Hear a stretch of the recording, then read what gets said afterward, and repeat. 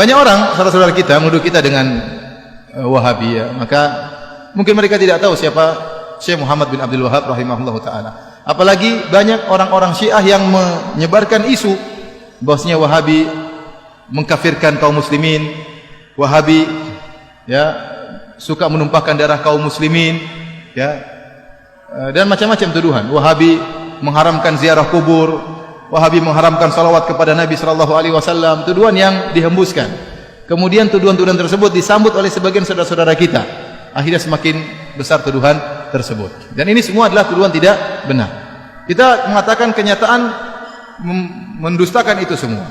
Kita tahu Raja Wahabi, Raja Salman, ya, di antaranya.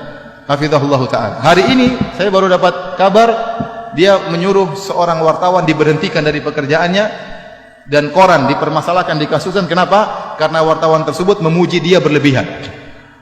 Ya, dia baca koran tersebut, ternyata wartawan tersebut memuji dia berlebihan, disuruh berhenti penulis tersebut karena dia tidak ingin sampai tauhid terganggu. Dia menjaga kemudian tauhid, ya.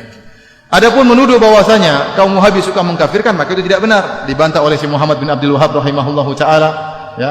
Dan saya sedang menyusun juga tulisan tentang masalah itu, ya. Bagaimana Syekh Muhammad bin Abdul Wahab mengatakan kami tidak pernah mengkafirkan yang berkaitan dengan masalah 4 rukun, masalah salat, masalah zakat, puasa, haji. Kalau ada yang meninggalkan salat tidak dia kafirkan. Karena ini masih masalah khilafiyah di kalangan para ulama. Yang kami kafirkan hanyalah yang berkaitan dengan syahadatain. Kalau orang terjerumus dalam kesyirikan, itu pun beliau mengatakan kami menjelaskan tentang masalah ini syirik, ini kekufuran, ataupun memvonis itu masalah lain. Makanya beliau dalam pernyataan mengatakan bagaimana kami mengkafirkan orang-orang sementara ada orang yang beribadah di kuburan Ahmad Al-Badawi tidak kami kafirkan karena dia tidak tahu. Bagaimana kemudian kami dituduh mengkafirkan orang-orang? Apalagi kemudian dituduhkan suka menumpahkan darah kaum muslimin. Apakah ada jemaah haji yang pergi ke Arab Saudi ketakutan dibunuh oleh orang Arab Saudi?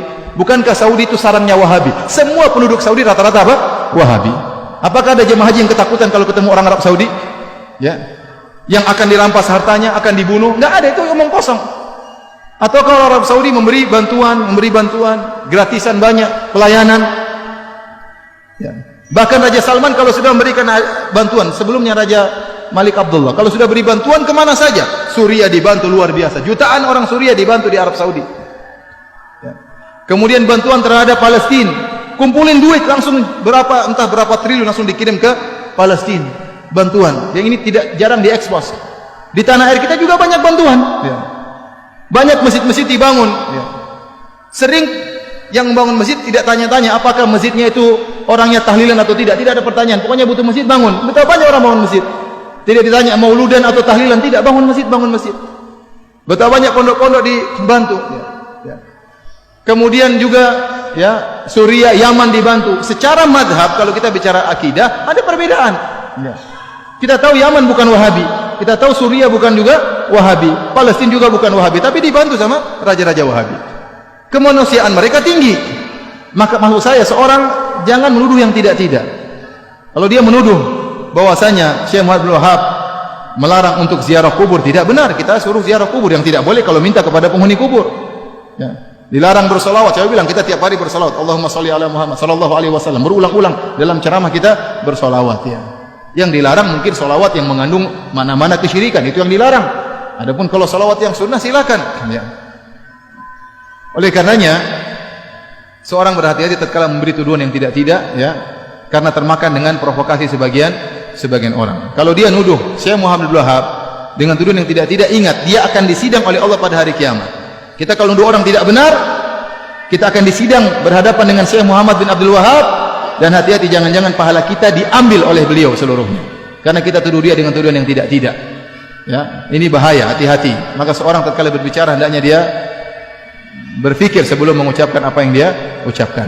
Dan saya katakan bahwasanya kita bersabar kalau dituduh yang tidak-tidak, yang penting kita menjalankan sunnah. Dan ingat, kita tidak ada yang mengkultuskan Syekh Muhammad bin Abdul Wahab.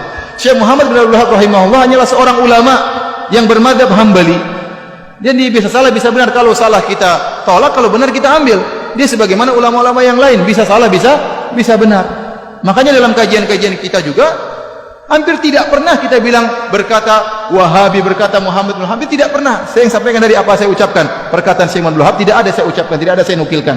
Ya, hampir tidak pernah. Kita sampaikan perkataan para ulama, perkataan ahli tafsir, siapa saja. Maka jangan kita berbuat zalim terhadap seorang pahlawan seperti Syekh Muhammad bin Wahab. Beliau adalah pahlawan. Dengan jasa beliau berdirilah kerajaan Arab Saudi. Dengan jasa beliau berdirilah kerajaan Arab Saudi. Yang sekarang kita bisa merasakan kenikmatan adanya kerajaan Arab Saudi. Ya. Adanya ketentraman, adanya keamanan, adanya ibadah yang tentram di sana. Bagaimana bantuan kerajaan Arab Saudi kepada negara-negara Islam, itu salah satu jasanya Syekh Muhammad bin Abdul Wahab rahimahullahu taala. Jadi saya sering sampaikan, Syekh Muhammad bin Wahab itu di Saudi seperti tuanku Imam Bonjol di tanah air kita, seperti Pangeran Diponegoro di tanah air kita. Maka mereka cinta kepada pahlawan mereka, wajar. Kalau mereka cinta, mereka pelajari buku-bukunya, tapi mereka tidak fanatik. Kalau salah dibilang salah. Wallahu a'lam bishawab.